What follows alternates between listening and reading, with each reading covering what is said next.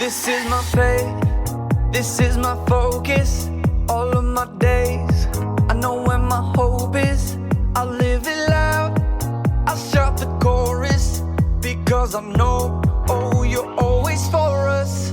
And even when it's hard for me to see, I will trust in you, I will believe. And even when it's hard for me to see, I will trust in you, I will believe. And keep on looking to you for where I'm going, knowing you go there too. I'll keep on looking to you. I fix my eyes on you. You are my only focus. You are my only focus. You are my only focus. I fix my eyes on you. This is my faith, this is my focus.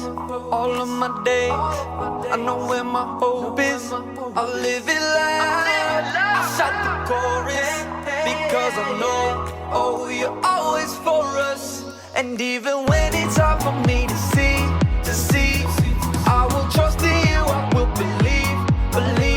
And even when it's hard for me to see, I will trust in you, I will believe.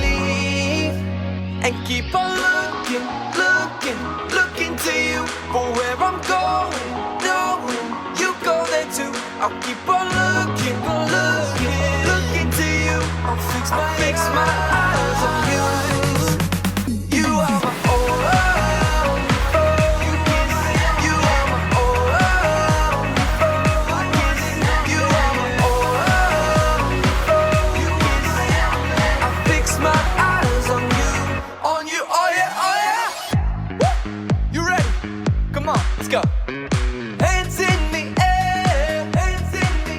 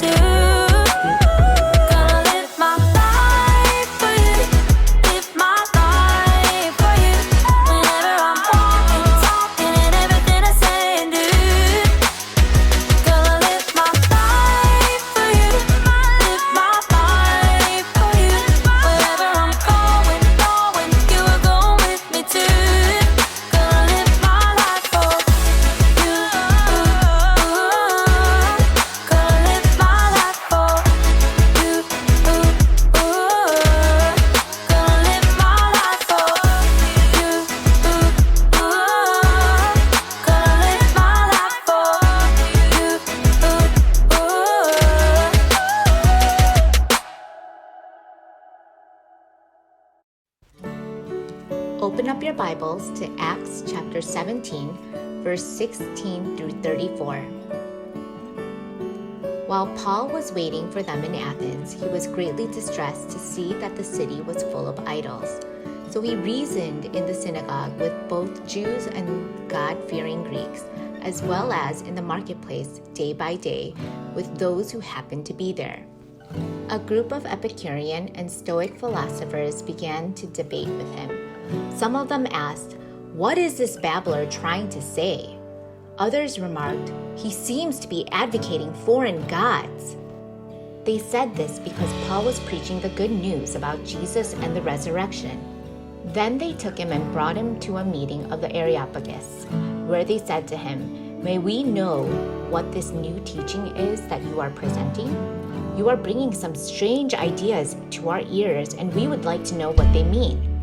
All the Athenians and the foreigners who lived there spent their time doing nothing but talking about and listening to the latest ideas. Paul then stood up in the meeting of the Areopagus and said, "People of Athens, I see that in every way you are very religious. For as I walk around and look carefully at your objects of worship, I even found an altar with this inscription, 'To an unknown God.'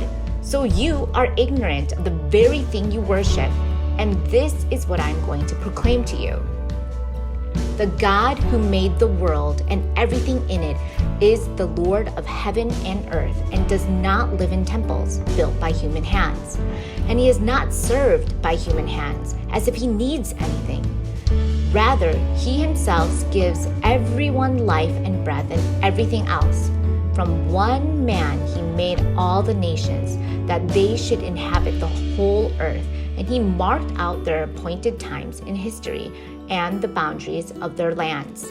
God did this so that they would seek him and perhaps reach out for him and find him, though he is not far from any one of us. For in him we live and move and have our being.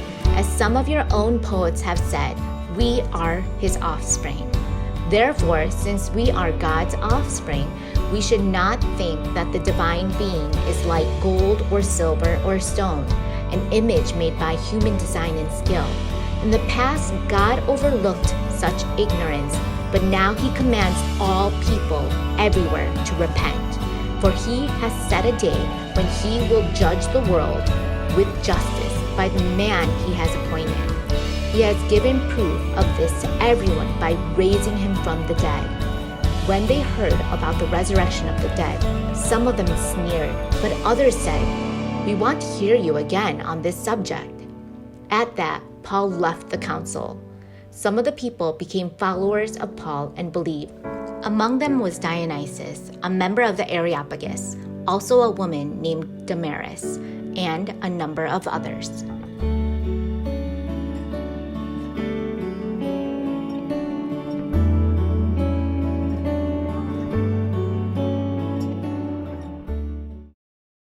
Hello, everybody. Erica here, and welcome back to another week in the STEAM Lab. Whenever you're learning new things, experimenting, inventing, or anything else one might do in a lab, you need to make sure you have faith. Faith is trusting in what you can't see because of what you can see. And you also have to have something to work with. Today, I asked a few people to let me borrow their glasses for the day.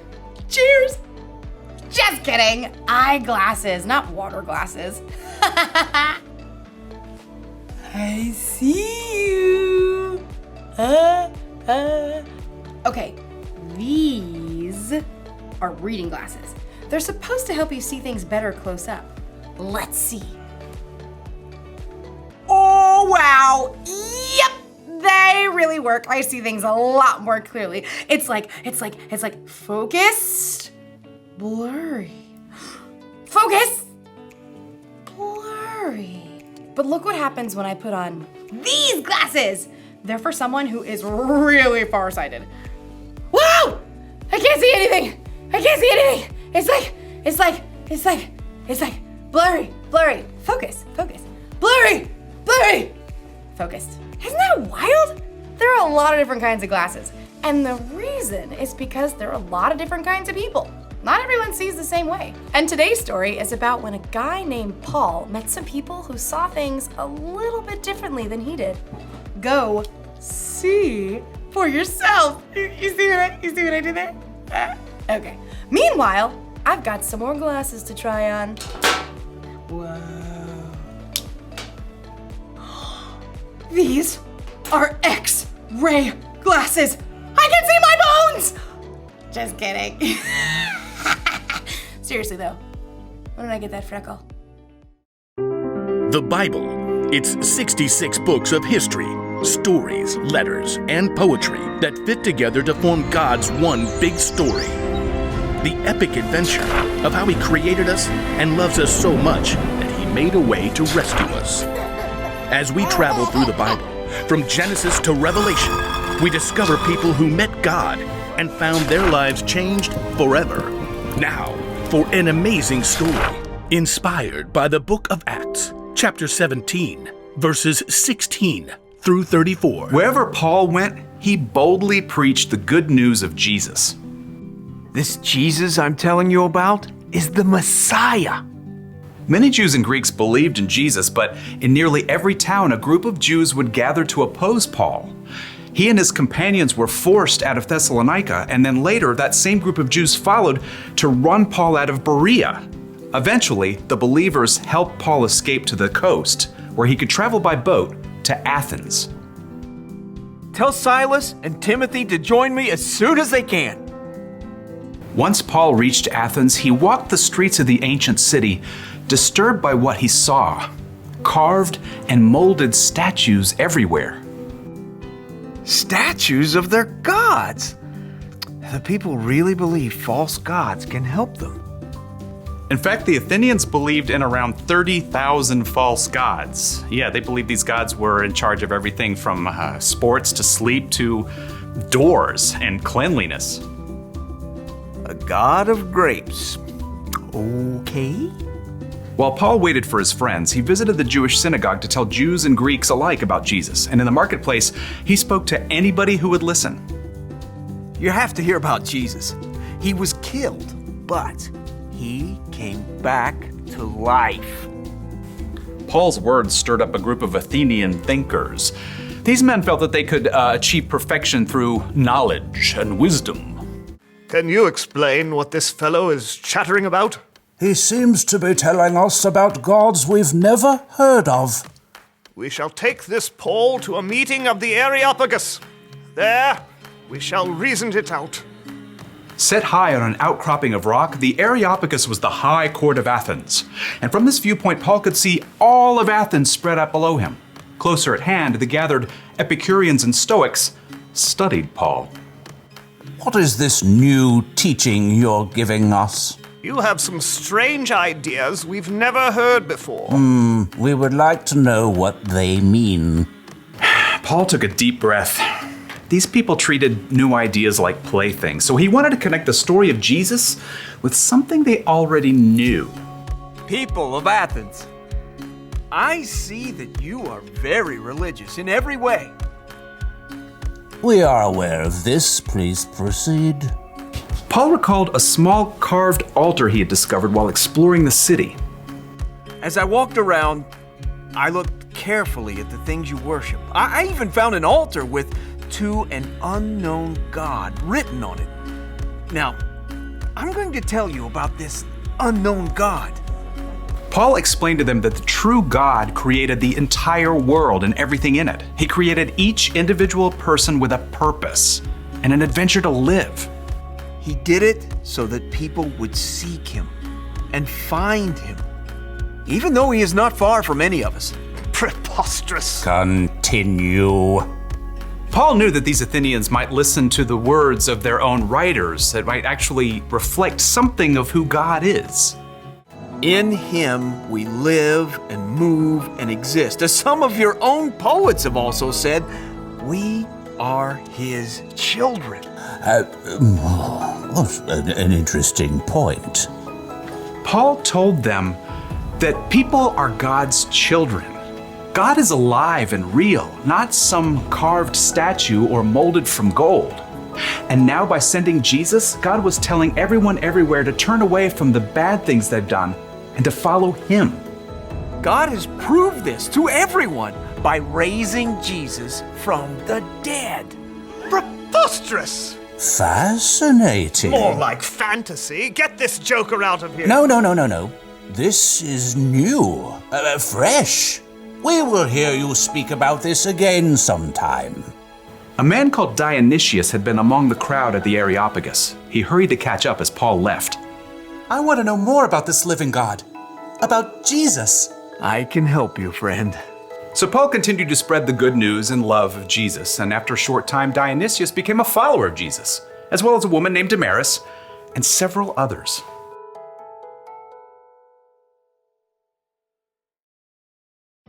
I know it's a banana, but it just looks like a blurry yellow blob. Whoa! It's hard to focus when you can't see clearly, but I think it's important to try and see things from another person's point of view, like Paul and the people in Athens.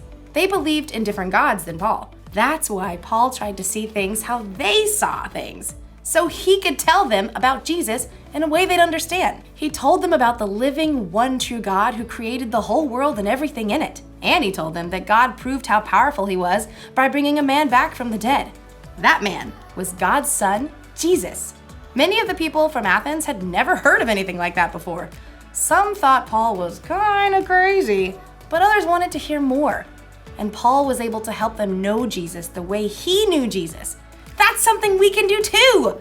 It's the one thing to remember today. You can help others know Jesus. That can be easy if you're talking to someone who sees things the same way you do. But when someone sees things differently, when they believe differently, or when they've had different experiences than you, it helps to try and see things from their point of view. Ah, yes, I see what you're saying now. The best thing to do is to try to keep it real. Be honest about what Jesus has done for you. And it's not just in what you say. You can help people know Jesus by what you do too. When you treat people with love, respect, and kindness, they can see the love of Jesus through you. Everyone's different, and we all see things just a little bit differently. So I think it makes sense to try to see things the way other people see them. And you don't even have to change your glasses to do it. I'll see you next time. Bye. See you guys later. Oh, hold on. That's a table. All right.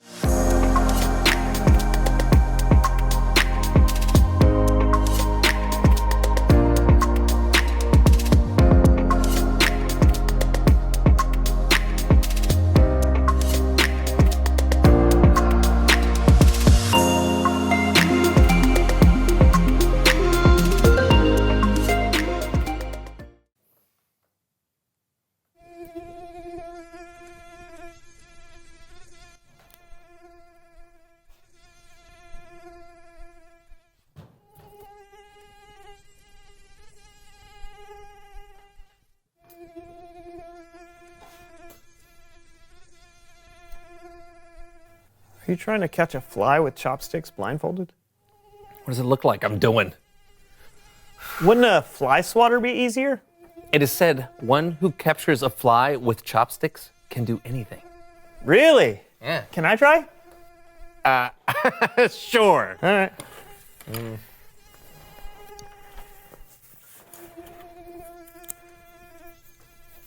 Focus.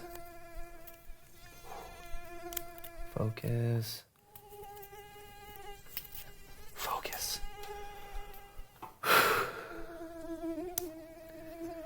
Focus.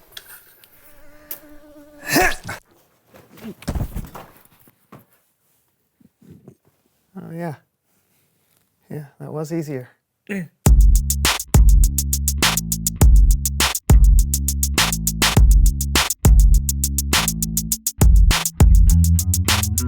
Welcome to the So-and-So Show in 3D! Whoa! Whoa, yeah! I'm Brandon! And I'm John, and it's nice to meet you. Here, let's shake hands. Whoa!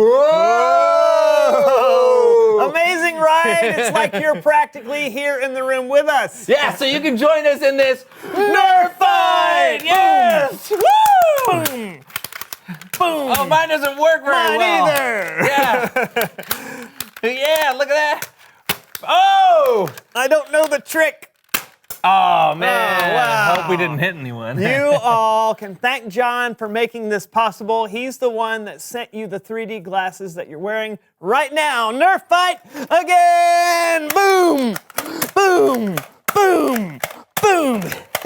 What happened? Are you out of No, nothing, darts? nothing. It's nothing. It's just nothing. Oh, it's clearly something. No, it's just that you know how I said I'd send 3D glasses to everyone who watches the show? Yes. I did not do that! Nerf fight!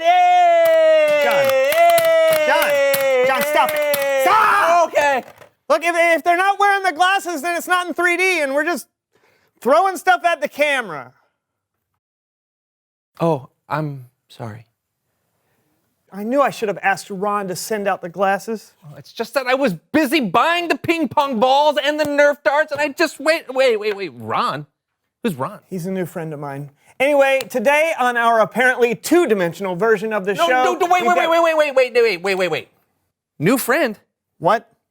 New friend? You said you had a new friend. Like who? Yeah. Is there? Who's Ron? He's just a guy that I met. You'd like him, actually. You would. I mean, you guys are into a lot of the same things. Comic books, soccer, air drumming, food. I do like food. Yeah. But I don't think I like this Ron fellow. I mean, what kind of name is Ron anyway, right? It's 3 letters. What's it short for? Rundiculous? Ronald, I think.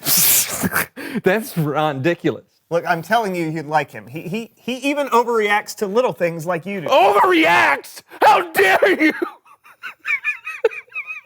That hurts, man. That really hurts. Uh-huh. So maybe if you just got to know Ron, you would feel differently. I could introduce you. Never. I don't like Ron. I don't. And I don't want to get to know him. Come on, I could set up a meeting. It could be right here or at the comic book store down the street. I will not meet Ron here or there. Okay. I will not meet Ron anywhere. Would you meet Ron in a house? I would not meet Ron in a house. Would you meet Ron with a mouse? I would not meet Ron in a house. I would not meet Ron with a mouse. I will not meet Ron here or there. I will not meet Ron anywhere. How about in a box? Not in a box or with a fox or on a train or in a tree. I will not meet Ron, Brandon. Now please let me be. What? Nothing. Hey, listen, we're friends, right? Well, what? You and me, or you and Ron? Me and you, we're friends. I used to think so. Well, we know we are, and you trust me, right? I mean, I've never given you any reason not to trust me. No, I trust you. All right, good. Then you can trust me when I say that Ron is a good guy and you would really like him, okay? What are you doing? I'm texting Ron and telling him to come over. No. Yes, No. I am. I'm doing. It's done. Oh. Oh, good.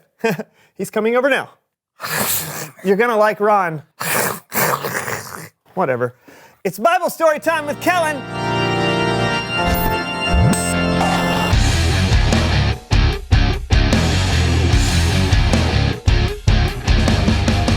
Hey everybody, who wants a slice of pizza? Reach out and take it. Oh, we're not doing 3D anymore, Kellen.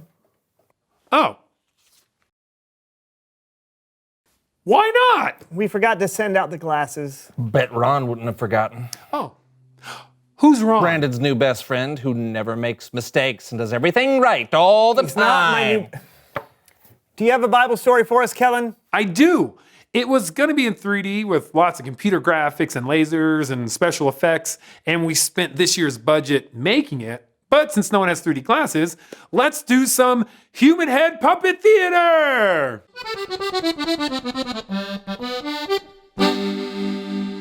Today's story is about Paul. Oh, I'm a lumberjack and I'm okay. What? No, not Paul Bunyan. Paul the Apostle. The Paul who used to put people who believed in Jesus in jail until he saw Jesus and became one of Jesus' followers. That Paul. Oh, yeah, that makes sense. Carry on.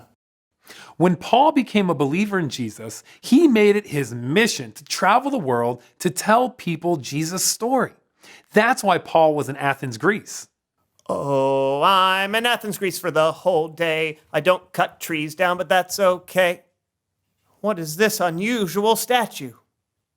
I am Zeus, the god of thunder. See my lightning bolt? Shazam! God of thunder, is that a thing? Oh, sure. Athens has all sorts of gods. God of music, goddess of love, a god of responsible dental hygiene. We're everywhere. Shazam! But there's only one true God. I am very upset.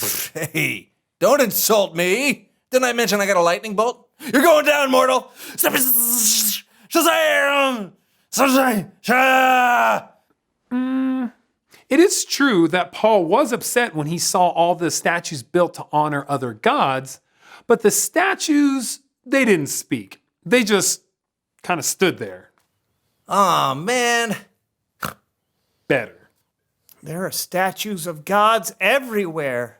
There's a god of woodworking, a god of the sea, and what's this? An altar to an unknown god? I've got to talk to someone about this. Shazam! Shh. Sorry. Now, here's something that you should know about Athens when Paul was there around 2,000 years ago. Athens was full of smart thinkers and philosophers, but they weren't very familiar with the story of Jesus. So Paul had some work to do. Excuse me. Are you from Athens? Toga! Ah! Yeah, okay. I just wanted to say, Jesus has risen from the dead. Toga? You know they would have said more than just toga. It's the only Greek word I know. Ah, okay. The people were confused by what Paul was telling them, so they took him to a meeting of the Areopagus, where some of the brightest, most powerful people in Athens would talk about the latest ideas. People of Athens, I can see that you are very religious. I saw all the things you worship, even an altar to an unknown god. Toga! I'm going to tell you about this unknown god. Toga? He is the God who made the world and everything in it. He gives life to all people. Toga? It's true. You know how some of your poets have said, we are God's children? Toga. That's right, we are God's children. So we shouldn't think God is a statue made out of stone. God can raise a man from the dead. The people of Athens listened. They liked to hear thoughts and ideas that challenged what they believed. But when they heard Paul talk about the dead being raised, well, some of them made fun of the idea. Toga! But some wanted to hear more. Toga. And some became followers of Jesus. Toga! No, wait. I thought of another word. Euro! The people of Athens may have never seen Jesus, but Paul was able to help them have faith in someone that they couldn't see. The end. Fun story, guys. Thanks for your help. Thank you, Kellen. Way better than that 3D story you had planned, right? Sure. Hey, Paul was awesome. He wanted anyone and everyone to know Jesus. Right. He knew that if people got to know Jesus, their lives would be changed forever. Yeah. And he always found different ways to share the good news of Jesus to different people. It was so important to him. Hey, thank you so much, Kellen. You're an awesome 2D storyteller. Good to know. See you guys next time. Hey, say, listen, about this whole Ron situation, I think I understand. Hold that thought. Come in, Ron. I like him already. Reveal the question. How can you help others know Jesus? Thanks, man. We all know it's important for people to know who Jesus is and what he's done for us. So what are some ways you can help people know Jesus' story? You can tell them the story through Dr. Seussian rhyme. That's hilarious. Thanks. Yeah. You could also invite someone to church. That's a good answer. Or you could tell them about the show. I was going to say the same thing. You were? Totally. Get out. That's ridiculous. Hey, you want to go out and get some food? You bet. I love food. All right. I'll meet you at a restaurant right after the show. You bet. Hey, Ron, you're my new best friend. You? I told you you'd like him. I would meet Ron with a mouse. Alrighty.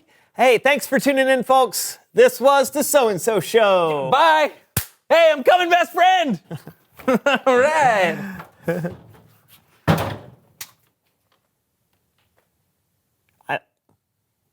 I like food.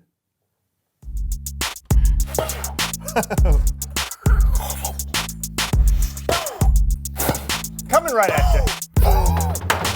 That didn't work. Check mark. I'm gonna write on your floor. Yeah. Oh, look how close that is. Wow. How was this? Oh. This piece of paper looks. Look at that flat surface. Looking super flat. I'm not sure that's as interesting. Oh, write my novel that I've always wanted to write. Do you need that piece of paper back? It was the worst of times. It was the worst of times.